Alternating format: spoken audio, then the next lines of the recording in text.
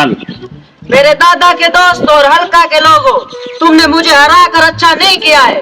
मैंने इस गांव के लिए, इस पूरा इलाका के लिए पता क्या करना था? की करना बच्चा? मैंने पूरा इलाका में कमोड वाला वॉशरूम लैट्रीन बनवा देना था। कमोड वो कई बनाऊंगी वो बच्चा? एक सीट होता है। सीट आ जड़ियां बसा बुसा जुंदियां ने। ऐसी सीट नहीं होती, उसके ऊपर बैठकर हाथ आ जाता है।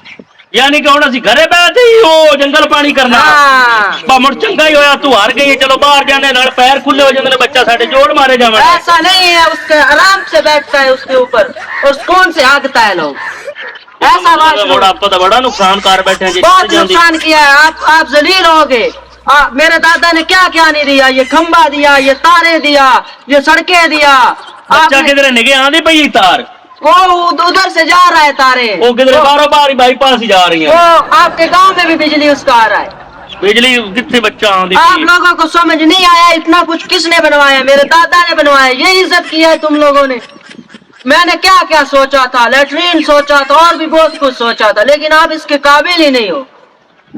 मैंने ये औरतों को बतलाना था कि औरतें मर्द के बराबर कैसे खड़ी हो सकती है, उनसे कैसे नजरों से नजरें मिलाकर बात कर सकती है, उनके क्या हकूक हैं। आप लोगों को क्या पता है?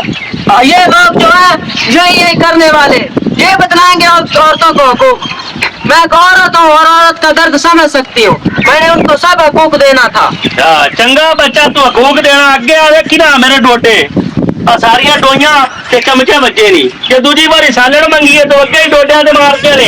एक तू हकूक दस भी जेड़ी पहली कौली लभदी पई हुंदे ते भी जाइए। वाह बच्चा वाह। वो सही है अपनी जगह पर। आप लोगों ने जैसा मेरे साथ किया है, इस एक अच्छा इंसान को नहीं इधर आने दिया है। वो पहला डोंगा भी नहीं देना चाहिए आप लोगों को।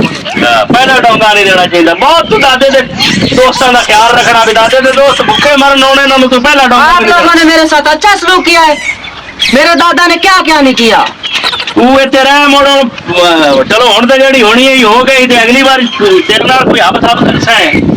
जैसा अब किया है ऐसा ही करोगे आप लोग। नहीं हुण सही करांगे। हब सब अगे सानू मसले बड़ गए विच। तेरी समझ एक सानू नहीं आंदी। तू गुलाबी उर्दू कदे अंग्रेजी में छड्डी जानी है। सानू पता नहीं लगा तू साडे कोल चाहंदी की। इस गांव में आई हूँ मैंने देखा इस गांव में कुछ भी नहीं किया हुआ। इन बच्चों के लिए क्या सोचा उन्होंने। मैं हारी हुई हूँ, लेकिन आप लोगों ने मेरे साथ सही नहीं किया है। मुझे बहुत दुख हुआ है इस गांव में जब मैं आई हूँ।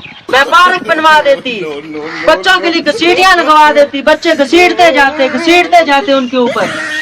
तो बाजी और आधी गल से कैम रवि तेरा उतली वाली इंतखाबी निशान की होसी? मेरा इंतखाबी निशान होगा मूली हो।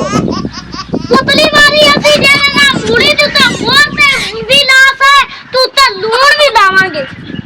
मैं अब तेरा नाम जासा मां तो तू उठे जा ते किसी और ते दाद दे दूंगा। पक्का नहीं पक्का इस गल? मैं इस बात पर पक्की हूँ, लेकिन इन लोगों को समझाओ। इन्होंने हमारे साथ ज्यादती की है इस बार। हमने बहुत कुछ करना था, क्या सोचा था हमने, और इन्होंने हमें गलत करके रखा। जी जी बिल्कुल। कल तो छोटी है नहीं। बाबा के दोस्तों, तुम लोगों ने हमारे साथ अच्छा नहीं किया है। मैं फिर भी तुम लोगों का ख्याल रखती हूँ। मैं लंदन जा रही हूँ वापस। फिर भी अपनी ख्वाहिशात बता दो, मैं तुम्हारे लिए क्या क्या लेकर आऊँ। बाजी आ मेरी जितनी जगह पे टूट जाने बदरा चंगिया लाइया मैं उधर से ढूंढूंगी वदरे, मिल गई तो लेकर आऊंगा। चंगिया बदरा ले आ देवे तो मुड़ नेते दी तो खराब हो दादाजी आप भी बता दे मुझे क्या लेकर आना है आपके वास्ते। मैं मुड़ कान के बच्चा तेरे दसना छुड़की पर जो दसन वाली नहीं मुड़ मैनू एक गंदका आसन। चलो बता। मैं मोड़ तेरे कान च दस देना तो मुड़ नहीं आसे ना।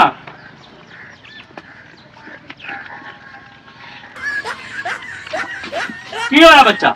मेरा दादा मर गया है और आपकी टांगे कब्र में है, ऐसी बातें करता है। की हो गया बच्चा? मैं कोई आपके अस्पताल की डॉक्टर हूँ जो पीछे शॉपर काले में घुसाड़ कर रखता है ऐसी चीजें, ऐसी बातें भी करता है भला। बच्चा ना कि एक बड़ा तू साढ़े हाथ तू करना की है? मैं घसीटियां बनवा देवा, मैं लैट्रीना बनवा लू। निक्का या तेरू काम आके वो तेरे सुनता नहीं पिया। ये छोटा सा का ऐसा काम होता है।